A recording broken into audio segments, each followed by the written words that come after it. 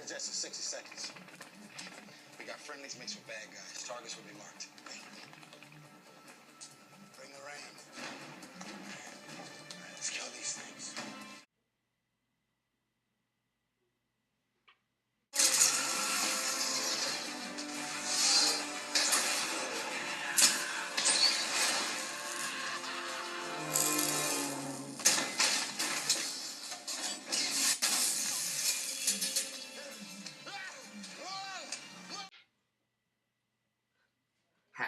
No.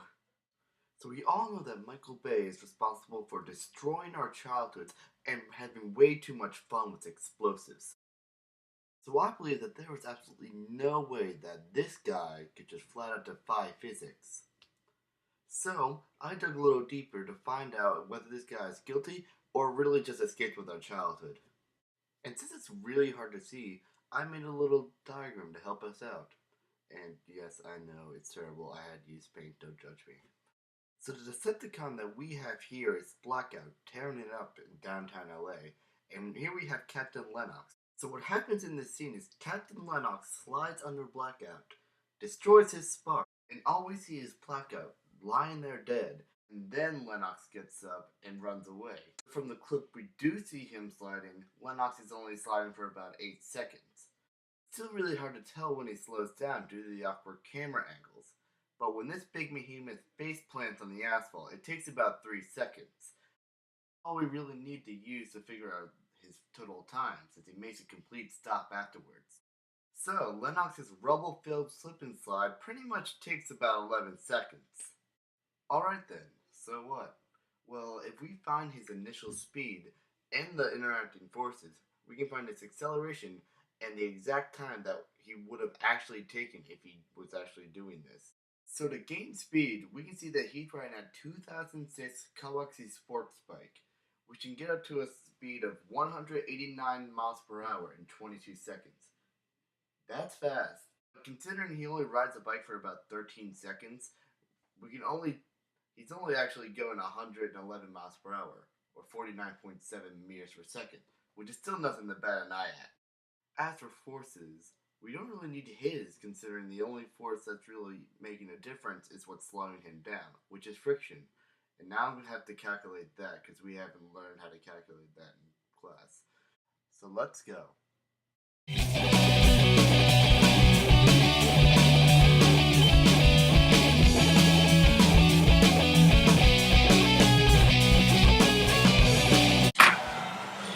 Finished. So you should have realized by now 2 things. 1, I'm a little bit of a nerd, and I'm sorry for any references that you don't get, but they're not gonna stop. Second, I kind of exaggerated the complexity of this equation. Here's what it really is, where U stands for the friction coefficient, which is 60% of the normal force, which is equal to gravity, which is mass times acceleration.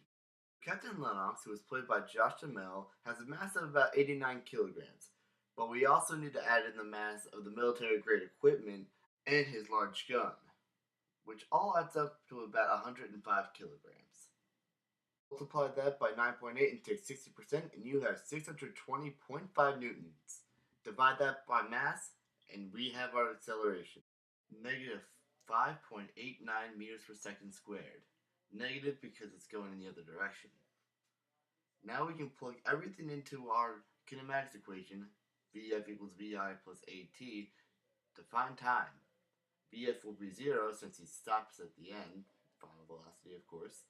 Initial velocity would be 49.7, which is our initial velocity when he starts to slide. Acceleration, we just said, and time, t is time, which is what we're trying to solve for. And that time is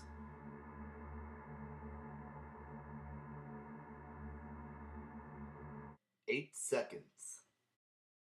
Great, what does that mean? Well, judging by the clip, he was probably either pancaked under Blackout, or he got a very close call and landed right between his legs. In conclusion, we can definitely say that Michael Bay would make much better movies if he knew as much about forces as he did about explosions. Anyway guys, mission accomplished, and thanks for watching.